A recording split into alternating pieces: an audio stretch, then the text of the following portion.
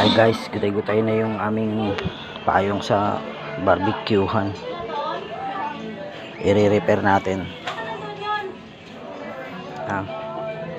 Tingnan nyo mamaya ang finished product. I-repair natin yan. Umpisahan ko na ng tahi. Tatahi na ako ng sako ng bigas to, sako ng bigas. Sige. Mamaya ha. Ngayon na lang.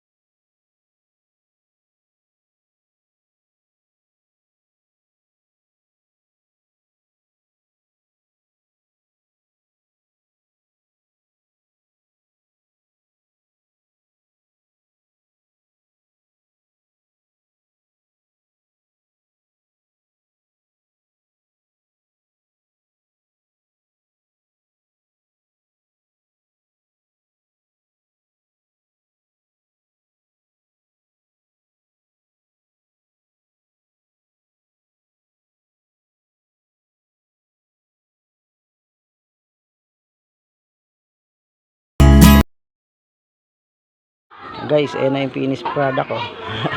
Hindi ko pa napapantay pero okay na rin. Tayo mo nga, tayo. Taas. Oh, ha?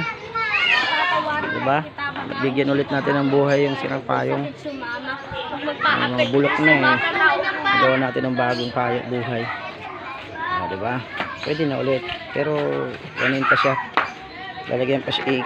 Puputulin pa yung mga yan. Kalaylay.